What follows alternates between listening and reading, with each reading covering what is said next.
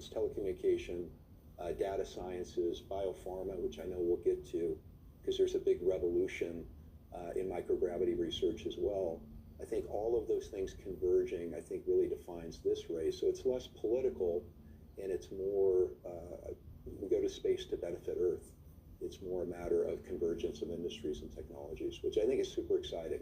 And capital is flowing into it because they see the business case as well. Yeah, I mean, I think that on the one side, you know, we can frame the space race as normal commercial business competition and reflects the fact that, you know, this vision of especially low Earth orbit becoming a thriving economy is starting to take shape and materialize. So on the one hand, it's like, okay, this bit of space very close to us, low Earth orbit, it's becoming a place where people compete commercially like in any other domain.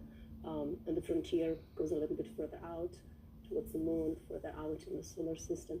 I think that when a lot of you hear about the space race, maybe in the media and the news, what you probably hear is more about this competition, especially between the US and China, about who gets first to the moon, right?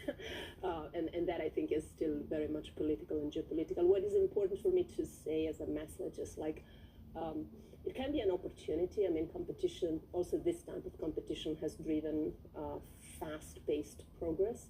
I think it builds on a strong backbone of very strong, solid collaboration that we have experienced, especially on the space station in the last 30 years. So it's okay. Let's not worry about it too much. I mean, these are cycles of extreme competition and then cooperation that consolidates those gains. So I'm trying to see it as an opportunity and not worry about it too much. I think this is very interesting because it seems like we have different definitions of yes.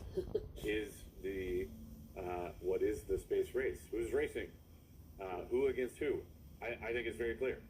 The West absolutely is in a race with China to get back to the moon right now. China's been very consistent in their objectives. They've said, here's the exact things we want to do. Here's the technologies we want to demonstrate. We want to put people on the moon. Then we want to put a permanent base on the moon. And they have begun, over the course of years, they've been very consistently executing along that timeline. The West, for all our, all the great things that we have, and I think, the U.S. and Europe are partners in this, we have been less consistent. We've been sort of all over the place. So, I think it's a very real open question today as to what's going to happen. We honestly, I don't think we can